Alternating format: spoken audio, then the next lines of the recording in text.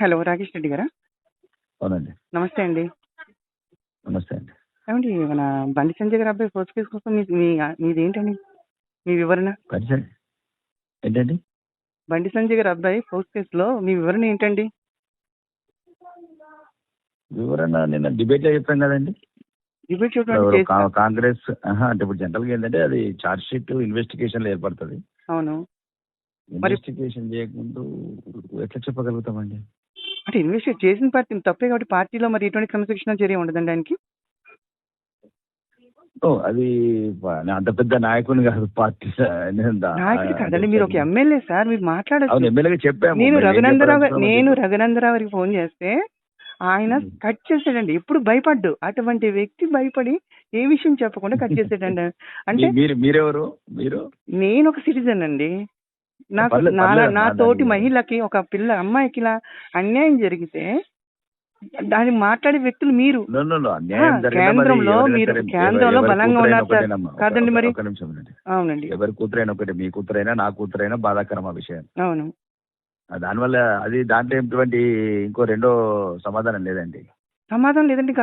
ఎప్పుడు న్యాయం జరుగుతుంది? కొద్దిగా ఇప్పుడు ఏదైతే కొన్ని, ఎందుకంటే ఇప్పుడు రకరకాలు ఉంటాయండి. ఇప్పుడు అది రైటా రాంగ్ అని పోతలేము. అట్లాంటి సంఘటన జరిగితే అది తప్పే, దానికి సరైన న్యాయం జరగాలి. ఇప్పుడు ఒకటి ఏం చేస్తారమ్మా, కోర్టు అయినా ఏదైనా తప్పు జరిగినప్పుడు న్యాయం జరిపిస్తారు, అంతేనా? అన్యాయం జరిగినప్పుడు న్యాయంగా పరిగణన చేస్తారు. అంటే మిగతా వాళ్ళు చేసినప్పుడు మీరు ఎలా ఆందోళన చేసేవారు, ఇప్పుడు ఎందుకు సైలెంట్ గా ఉన్నారని నా బాధ. అంటే సేమ్ పార్టీ అన్నా? ఇప్పుడు కొన్ని ఒక్కరు కూడా రఘునందరావు గారు ఫోన్ కాల్ చేస్తే మాట్లాడుతూ నేను దాని గురించి మాట్లాడినామని కట్ చేశారండి ఆయన. అంటే ఏంటి అంటే అన్ని పార్టీలు ఒకటి కాదా, లేకపోతే ఈ పార్టీకి వచ్చినప్పుడే కాంట్రవర్సీ ఎందుకు అవుతుందండి?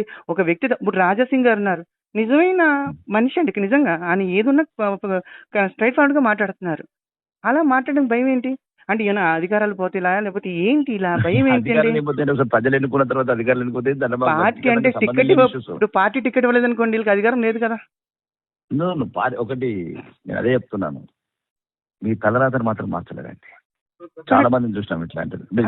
అన్యాయం ఇలాగే జరుగుతుంది. అంటే బీజేపీ ఉంది కూడా మన కేంద్రంలో. సబ్జెక్ట్ ఎక్కడి వరకు పరిమితం కావాలా అనేది రాజకీయాలల్లో ఎవరి రాతను మీరు రాయలేరు, దేవుడు రాస్తాడు. రెండోది, ఈ జరిగిన సంఘటన ఆ అమ్మాయి ఏదైతే ఉందో, ఏదైతే ఈ రోజు మీడియాలో చూసి మీరేం చెప్తున్నారు చెప్పండి, అది తప్ప కాదా?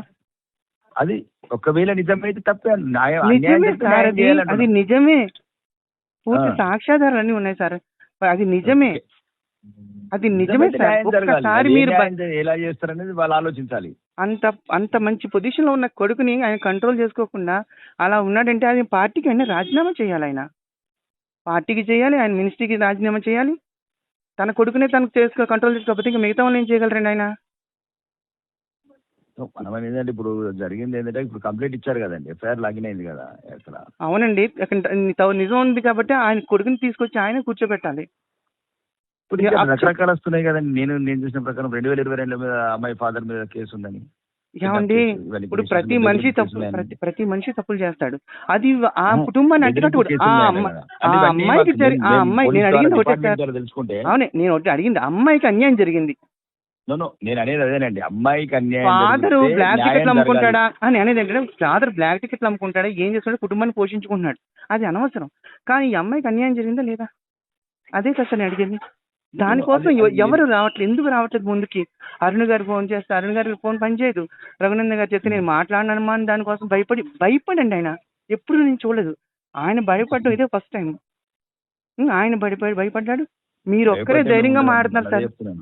భయపడ్డం మేము ఉండదండి. లేదు సార్, ఆయన సమాధానం చెప్పలేకపోయింది.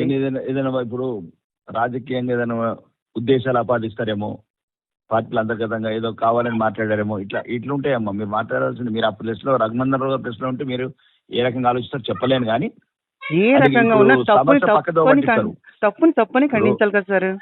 ఇప్పుడు ఒకటే చెప్పామండి, ఇప్పుడు మొన్న ఎవరో కాంగ్రెస్ నుంచి రామ్మోహన్ రెడ్డి నేను డిబేట్ లో మొన్న సాయంత్రం చూసాను. ఒకవేళ దీని గురించి అనవసరంగా టీవీలలో కూడా చిన్నపిల్లల విషయం చర్చ ఎక్కువ జరగదు, ఏదైనా ఉంటే చర్చ జరగద్దు. అదే మిగతా వాళ్ళు ఎవరైనా చేస్తుంటే ఇది మీరు ఏ రకంగా చర్చకి బయట తీసుకుద్దురండి? ఎంత రోడ్ ఎక్కుతారు, ఎంత గందరగోళం చేస్తారు మీరు చేయరు సార్. మన బీజేపీ పార్టీ అనేది చేస్తుంది కదా. నా పొలిటికల్ లైఫ్ లా ఈ సెన్సిటివ్ ఇష్యూ అవును, చిన్నపిల్లల తెలిసే ఇష్యూ, విషయం. అమ్మాయిల అదే విషయం సార్, ఇంతవరకు మిగతా మాట్లాడలేదు. మిగతా అది వాళ్ళు debate లో కూడా చేసినప్పుడు చెప్పాను. ఇలా వాళ్ళ సైలెంట్ గా ఉండరు భవిష్యత్తుకు కదా. సంబంధించింది. నేనేమన్నానంటే, ఇద్దరు చిన్నపిల్లలు ఉన్నారు, ఇద్దరు భవిష్యత్తు దెబ్బతినద్దు. అవును, దిప్పుతన్నదండి ఇదే విషయం. మిగతా వాళ్ళు ఎవరైనా చేస్తుంటే మీరు ఈ పార్టీకి బీజేపీ పార్టీ ఎంత చేసినో అది ఇప్పుడు ఎందుకు చేయట్లేదని బాధపడుతున్నాను నేను, అంతేనండి. నిజమే, మీరు బాధపడ్డదంటే అర్థం ఉంది. ఆ రోజు మేము ఇద్దరం అయితే కాంగ్రెస్ నుంచి, నేను బీజేపీ నుంచి ఇద్దరం డిబేట్ లో పార్టిసిపేట్ చేసాం. డిబేట్ క్లియర్ గా చెప్పాం. కానీ రామ్మోహన్ నాకు రెడ్డి అంటే నేను- హాస్యాస్పదం అంటే ఏంటంటే, రఘునందన్ గారు సమాధానం చెప్పకుండా ఫోన్ కట్ చేయడం పెద్ద హాస్యాస్పదం అండి. నిజాన్ని కూడా ఆయన చెప్పకుండా తన పార్టీ ఆ కోసం సమస్య గురించి కాదండి, మళ్ళీ అదేనండి, ఆ ఏదైనా సమస్య గురించి కాదు. ఆ లేదు, పిల్లకి లేదు. అన్యాయం జరిగింది కానీ మీరు న్యాయం చేసి పెడతానని ఒక మాట ఇవ్వండి చాలు మాకు. అదే చెప్పాం కదా, క్లియర్ గా అన్యాయం జరిగితే న్యాయం జరగాల్సిందే. న్యాయం న్యాయం జరిగించాలి. జరగాల్సిందే. మీరు జరిగటం వేరు, జరిగించడం వేరు సార్. మీరు జరగాలి, జరిగించాలి. జరిపించేదంటే మేము ఉంటాం. అప్పుడు ఒకవేళ ఇన్వెస్టిగేషన్ లా అన్ని నిజాలు అవన్నీ ఏమైనా జరిగినాయని తెలిసింది అనుకోండి, ఓకే, మాకున్న పార్టీ వేదికల మీద మాట్లాడతాం, తప్పేముంది. అదే కావాలండి, ఆ మాట మీద నిలబడండి సార్. Thank you sir.